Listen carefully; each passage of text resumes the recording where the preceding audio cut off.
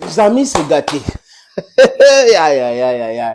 Quand on les disait quoi, qu'on était en train de rigoler, on était en train de supporter, on faisait ceci, on faisait cela, les amis. Oui, c'est gâté. C'est gâté de chez gâté.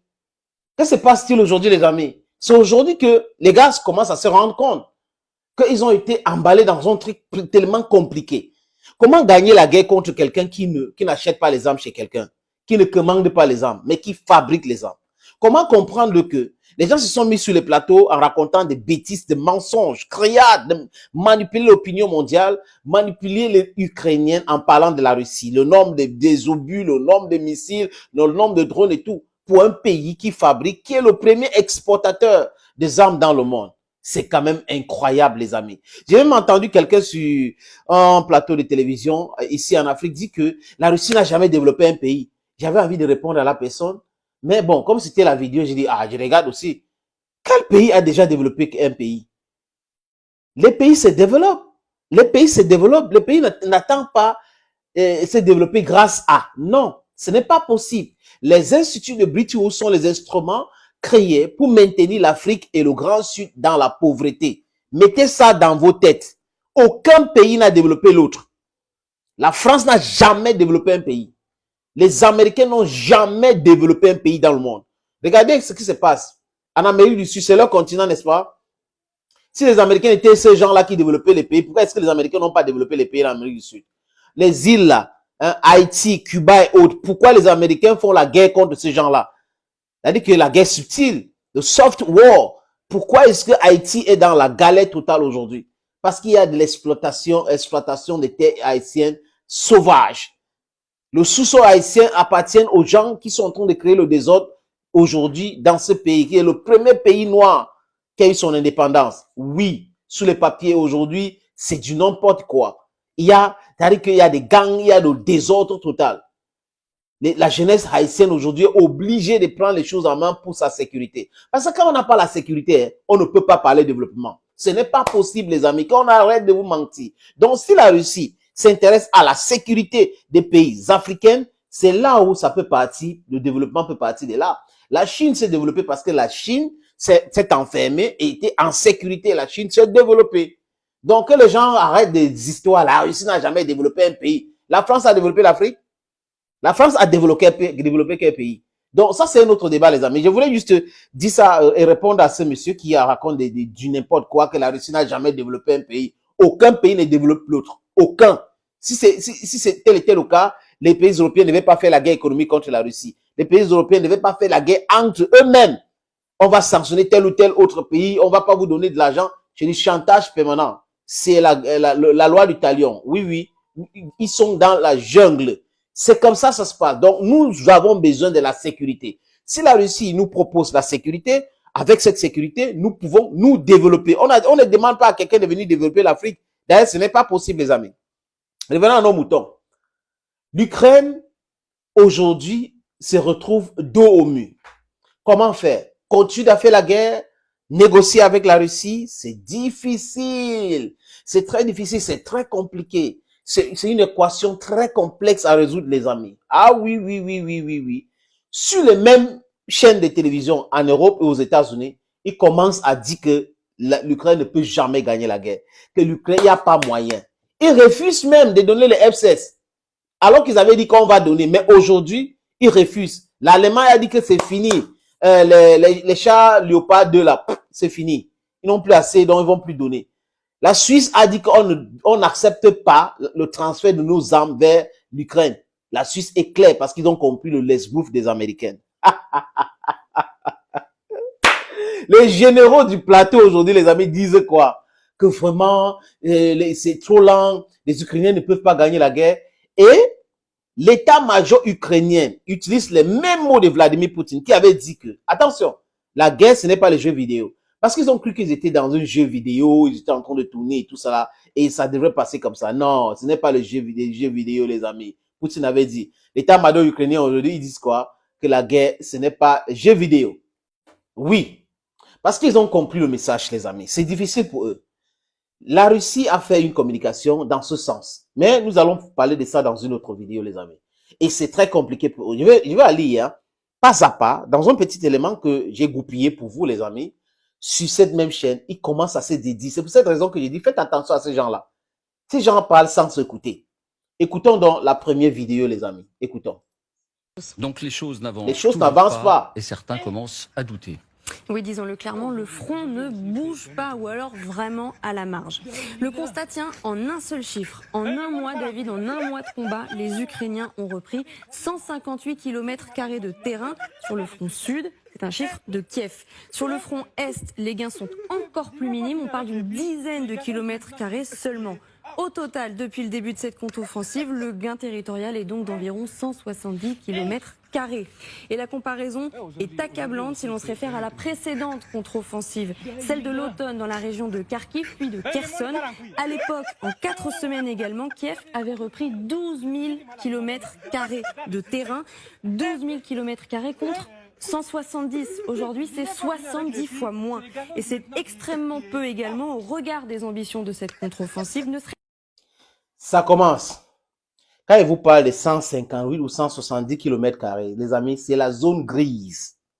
Quand on fait la guerre, il y a une zone où, une zone tampon. Oui, c'est cette zone-là que la Russie n'était pas là-bas.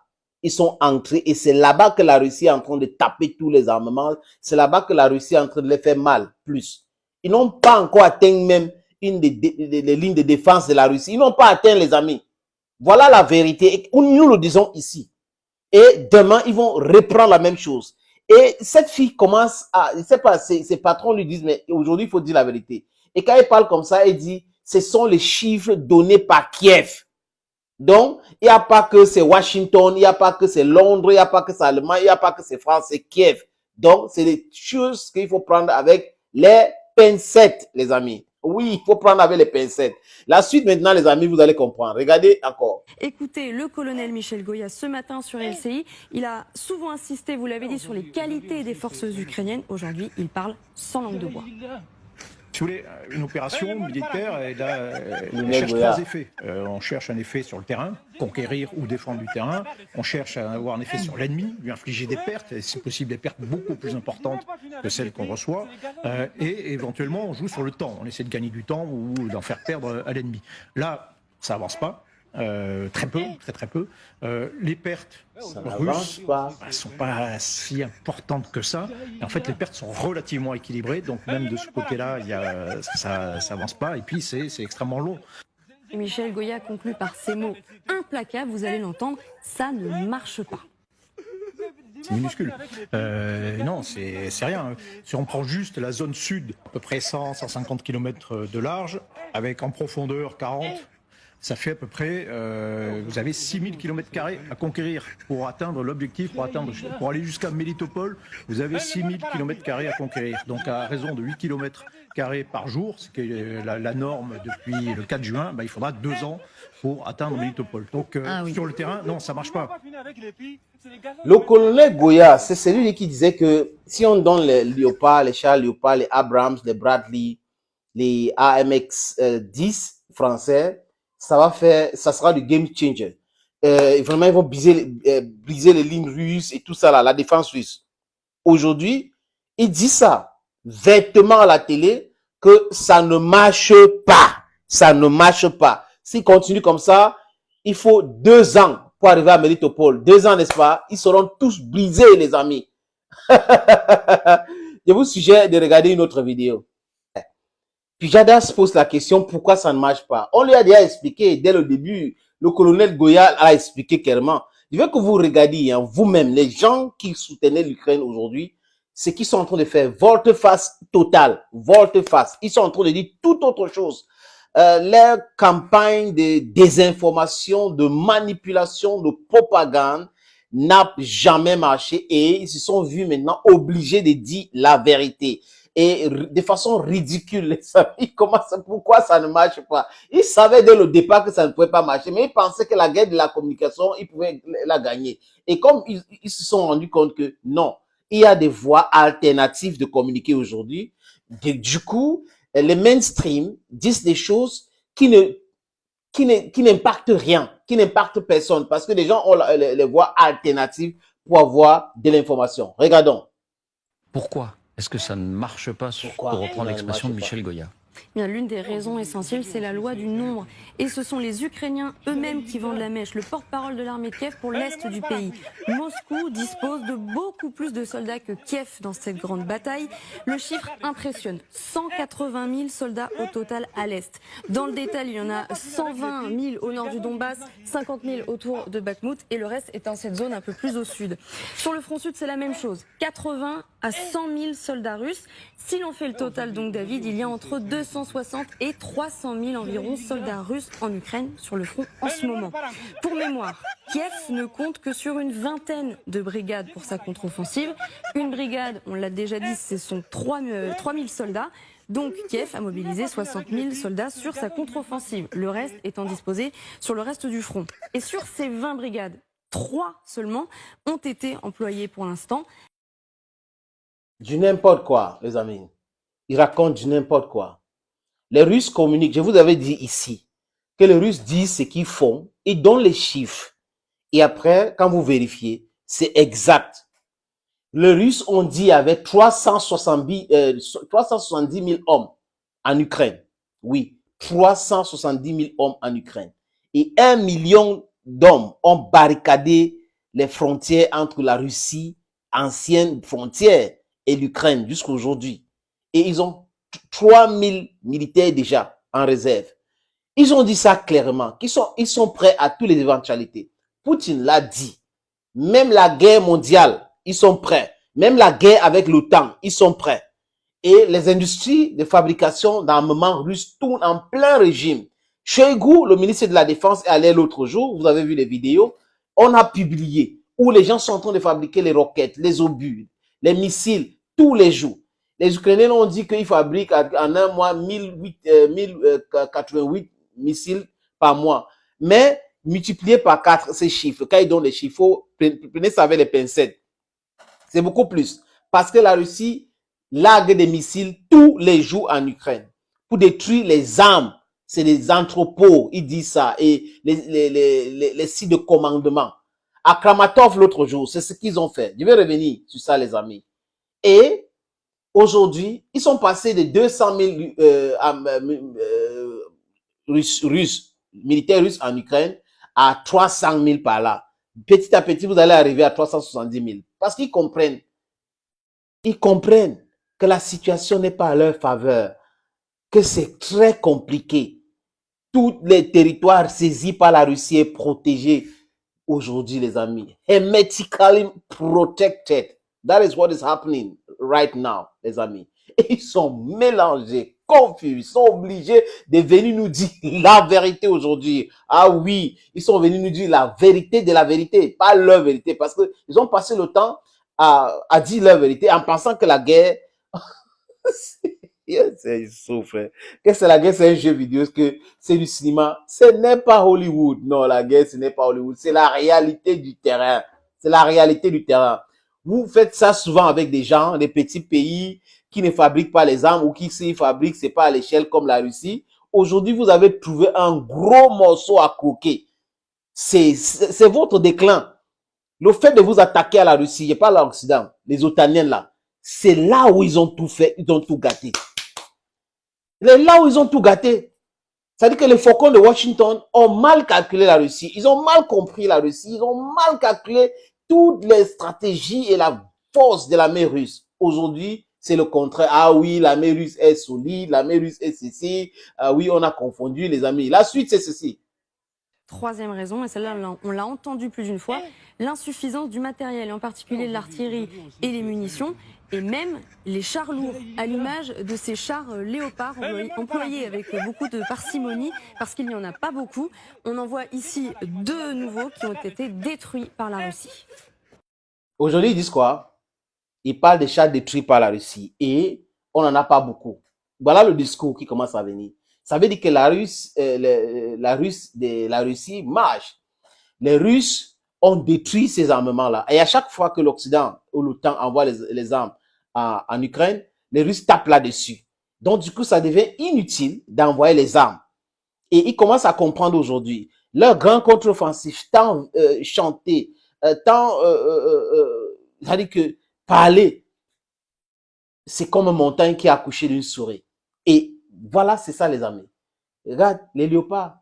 Pam, pam, pararara, pam, pam. Oui, on les brûle. Les K-52, ces hélicoptères-là, ils n'ont pas vu ça venir. Ils n'ont pas vu que les Russes avaient tout préparé. Ces hélicoptères qui volent à basse altitude, donc c'est difficile pour que les missiles touchent. Qu'est-ce que ces hélicoptères font? En distance, ils détruisent les blindés. Et quoi encore, les amis? Et les chats. Ah oui, et les chats, ça a détruit les chats. Ces chats, Abrahams, Challenger, Bradley, AMX-10, qui étaient des voitures vraiment puissantes, les voitures qui pouvaient faire telle chose, qui pouvaient tant les mensonges, comment ils ont appelé les trucs, les patriotes étaient vraiment le ciel ukrainien protégé aujourd'hui. Ouais, ils nous ont menti pendant longtemps qu'ils étaient invincibles, ils étaient forts. Maintenant, ils ont oublié qu'ils étaient en face des gens plus forts que, oui, c'est ça, c'est la force de la communication et la force des armes et la force de la technique et la tactique sur le terrain, les amis. Oui, ce sont leurs propos. Ce sont pas mes propos, ce sont leurs propos. Regardez vous-même. Vous allez comprendre aujourd'hui que les Ukrainiens sont tombés dans leur propre piège. They are crying alone. They are crying alone. They are crying alone. Même l'état-major ukrainien pleure seul maintenant. Les amis, la suite de leur propre élément, on regarde, les amis, pour mieux comprendre. On a clairement sous-estimé la cohésion de cette armée russe. Écoutez le général Jean-Louis Paloméros. On est en train de constater la puissance de l'armée russe. On l'avait un petit peu, comment dirais-je, sous-estimé à un moment donné parce qu'évidemment il y avait tous ces problèmes de commandement des organisations, de flux, d'approvisionnement. En 500 jours, ils ont eu le temps de s'organiser, ils ont la maîtrise du terrain dans cette posture défensive. Vous avez compris, les amis? Ils ont sous-estimé l'armée russe. Non, c'est pas qu'ils ont sous-estimé l'armée russe. C'est que, comme ils sont habitués à mentir, ils se sont plongés dans leurs propres mensonges. Et alors que la réalité était tout autre chose. Et on le disait ici tous les jours sur notre plateforme, que les Russes sont plus forts, plus puissants que ce que les gens là disent. Et aujourd'hui, le général Paloméros, Jean-Paul, qui disait l'Ukraine va gagner l'OTAN, vraiment la Russie ne peut pas faire face aux États-Unis et les pays de l'OTAN. La Russie, son économie est faible, ceci et cela, sans toutefois se rendre compte que les choses ont évolué, les gens ont changé, la technologie et la Russie s'est préparée depuis 2014 à toutes les éventualités. Et ils ont créé leur organisation qu'on appelle BRICS aujourd'hui, qui est plus puissant que le G7.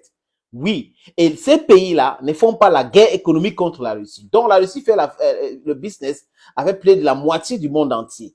Et le monde entier, plus de la moitié du monde entier, soutiennent ou comprennent les Russes. Et ont peur des Occidentaux, compte tenu de leur histoire avec le peuple du Sud, du Grand Sud. Ils n'ont pas tenu compte de cela. Et aujourd'hui, ils se rendent compte qu'ils sont seuls. Et ils sont faibles, affaiblis. Ils sont en déclin. Voilà les mots qu'il faut utiliser aujourd'hui, les amis. Et j'ai plein seulement de pauvres Ukrainiens qui ont été amenés dans un combat qui ne les appartient pas. C'est-à-dire que les États-Unis peuvent dire au Cuba, à Venezuela, aux Mexicains de ne pas avoir les bases militaires chinois et russes là-bas chez eux. Mais les États-Unis peuvent imposer aux autres personnes proches des frontières de la Russie d'avoir les bases militaires, de mettre les gens dans les organisations dangereuses, organisations belliqueuses. C'est ça, les amis. C'est vraiment ça. Voilà un général qui avait fait, c'est-à-dire que pour lui, la Russie avait déjà perdu la guerre, qui commence à dire aujourd'hui qu'on a sous-estimé la force de l'armée russe. On a tellement sous-estimé, ils sont tellement organisés, ils sont tellement forts, ils sont tellement puissants. Le message est clair. Et Poutine l'a dit, je vous attends partout comme vous voulez, nous allons faire la guerre. Et ils ont compris que non, ce n'est pas la blague. On va sanctionner Wagner au Mali. On va faire ceci. Wagner exploite les terres maliennes. Les Maliens se sont plaints. Ce sont vos terres. Comment est-ce que Wagner exploite les terres centrafricaines, exploite les terres maliennes? Ce n'est pas des Maliens, ce n'est pas des Centrafricains qui se plaignent, mais c'est des Américains qui se plaignent. C'est des Européens qui se plaignent. Les amis, comprenez cela. Comprenez cela. Que si la France se plaint des activités de Wagner en Centrafrique, alors que les Centrafricains trouvent que c'est normal, sachez que c'est parce qu'il y avait quelque chose qui n'allait pas.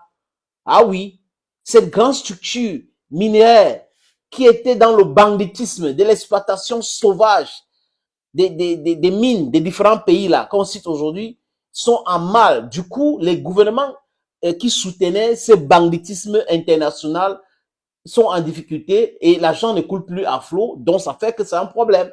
Oui, c'est un problème aujourd'hui. Ils ne veulent pas que nous nous développons. C'est ça le truc. Sans la sécurité, on ne peut pas se développer. Et si la sécurité peut venir de la Russie, nous la prenons.